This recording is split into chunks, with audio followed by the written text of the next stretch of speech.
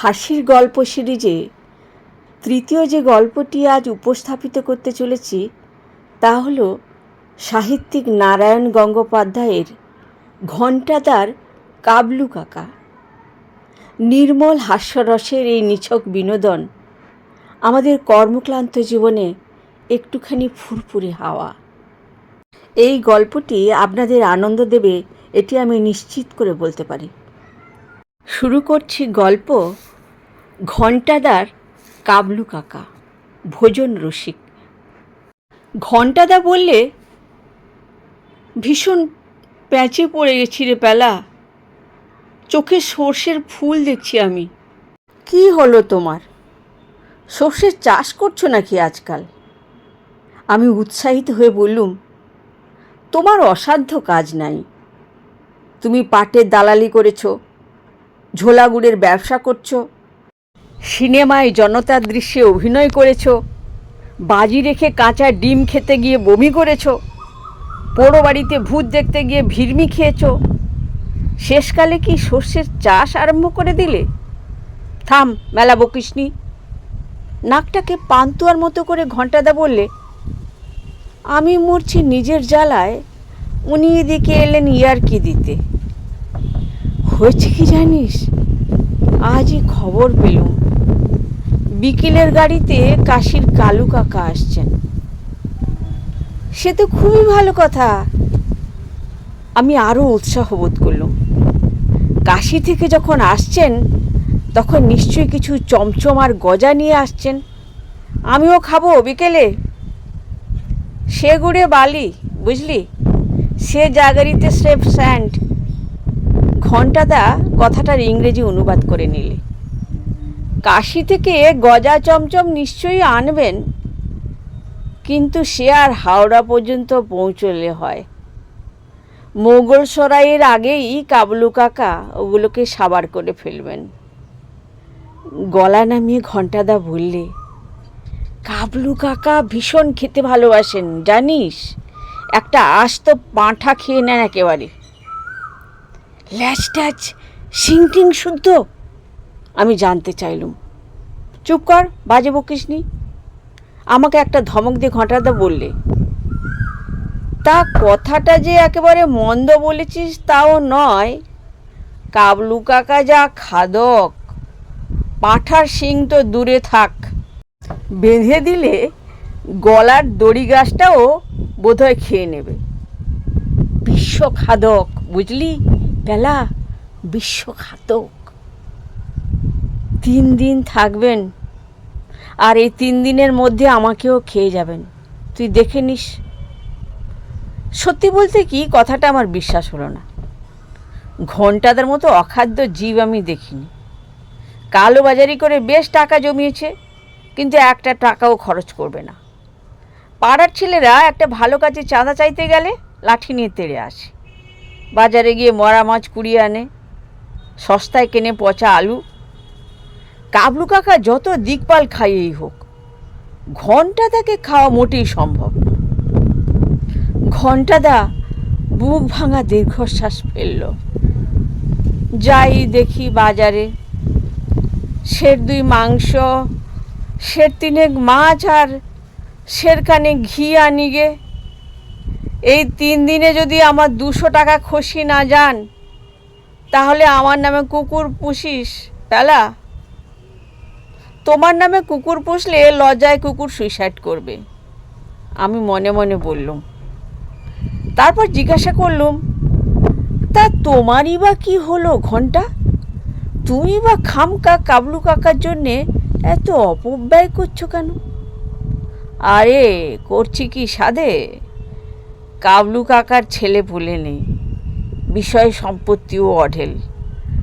যদি will twill করার সময় আমি মাথা নাড়লুম বিলক্ষণ, তবে এই 3 দিনেই আমাকে অর্ধেক মেরে যাবেন। এমন করে খেয়ে যাবেন যে আমার হার্ট ফেল করাও অসম্ভব নয়। তখন কাবলু কাকার সম্পত্তি পেলেই বা কি, আর না পেলেই বা কি। রাস্তায় একটা কাকের পালক পড়েছিল, সেটা তুলে নিয়ে কান চুলকোতে চুলকোতে ঘণ্টাদা বললে, তা আমিও একটা প্যাচ বসেছি, বুঝলি? আমার বাড়িতে একখানা ঘোরতর ফিতের খাটিয়া আছে, তাতে অন্তত 2 কোটি ছাড় পোকার বাস। তাইতেই কাবলু কাকাকে শুতে দেব। তারপর যদি চটে গিয়ে উইল টুইল বদলে ফেলে তখন? না না, কাশির লোক, অত ঘোর প্যাঁচ বুঝবেন না, খেতে পেলেই খুশি। এদিকে আমি ভুরি ভোজের ব্যবস্থা করব, খেয়ে কাবলু কাকা মশগুল হয়ে যাবেন, আর ছাড় পোকার কামড়ে জেরবার হয়ে পালাতেও পথ পাবেন না। কি? তা বটে। ভেবে চিনতে আমি মাথা নাড়লুম। সেই কাকের পালকটা দিয়ে কান চুলকোতে ঘণ্টাদা বাজারে চলে গেল। আমার দুর্দান্ত কৌতূহল হলো। সেদিন সন্ধ্যাবেলাতেই আমি সেই রোমাঞ্চকর কাবলু কাকাকে দেখতে গেলুম। দোরগোড়ায় আলুর দমের মতো মুখ করে ঘণ্টাদা দাঁড়িয়েছিল। ঘরের ভেতরে আঙুল বাড়িয়ে বললে, ওই দেখ, মানুষ নয় প্যালা, মানুষ নয়, সাক্ষাৎ বগ রাক্ষস। বগ রাক্ষসটাকে দেখবার জন্যে আমি ঘরে পা দিলুম।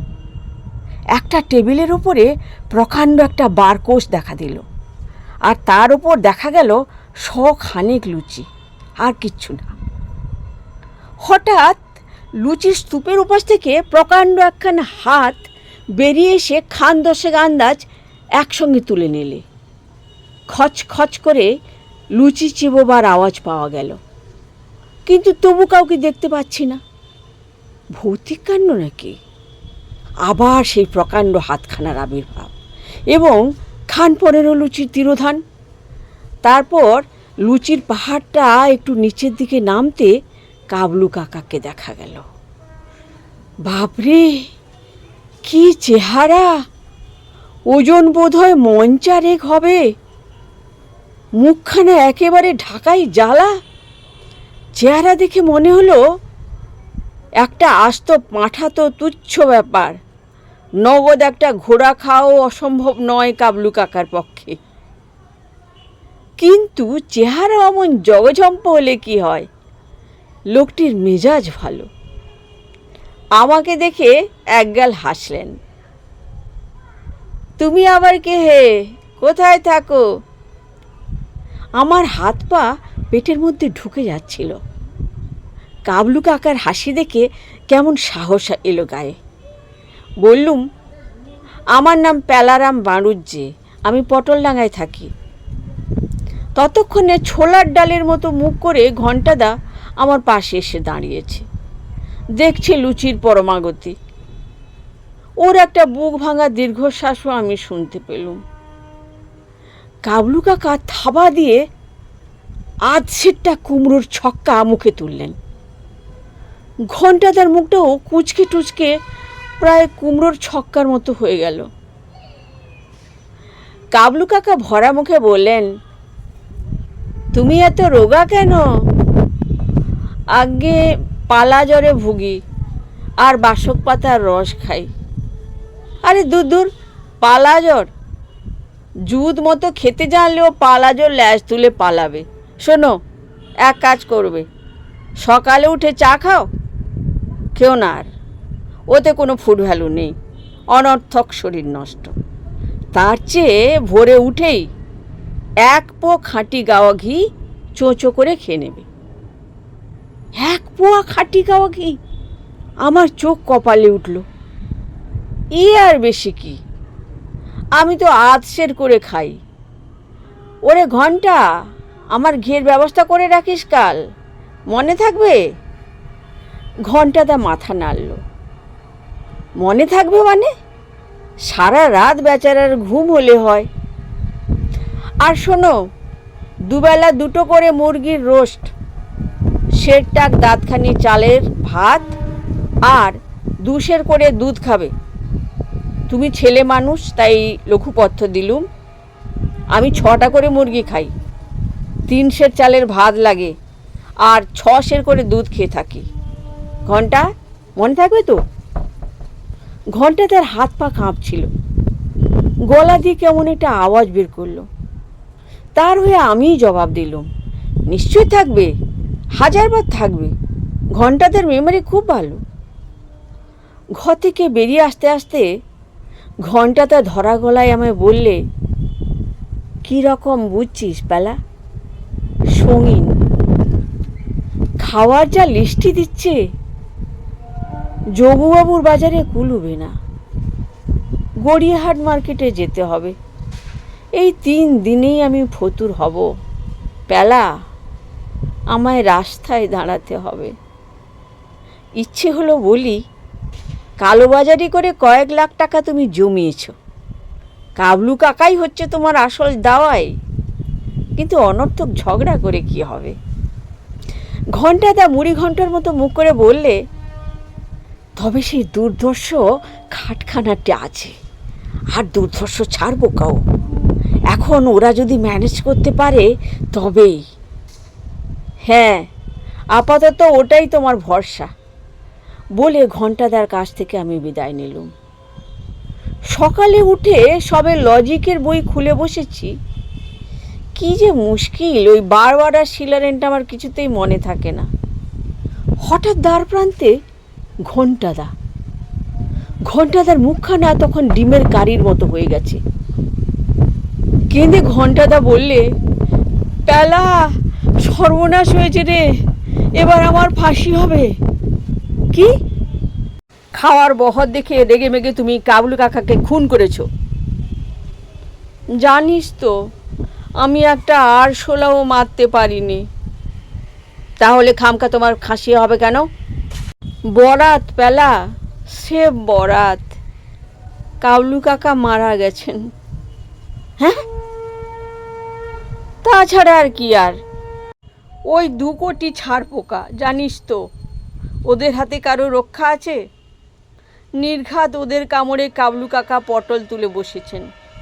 এই দেখ না, সকাল থেকে 2 ঘন্টা দরজায় ধাক্কা দিয়েছি, জানলার ফাঁক দিয়ে পিচকিরি করে বরফ জল দিয়েছি, তবু নড়নচড়ন কিচ্ছু না। তবে পুলিশে খবর দাও। পুলিশ? ওরে বাবা, এমনিতে ওরা 2 বার আমার বাড়ি সার্চ করেছে। আমি নাকি চায়ের সঙ্গে চামড়ার কুঁচো মেশাই। এখনও ধরতেও কিছু পারেনি বটে, কিন্তু নেক নজরটা তো আছে। নির্ঘাত বলবে চক্রান্ত করে এই ভয়ঙ্কর খাটিয়ায় শুয়ে আমি কাবলু কাকাকে খুন করিয়েছি। তখন ফাঁসি না হোক, 20 বছর জেল আমার ঠেকায় কে? তোমাকে জেলে রাখলে দুনিয়ার অনেক উপকার হবে, আমি মনে মনে বললুম।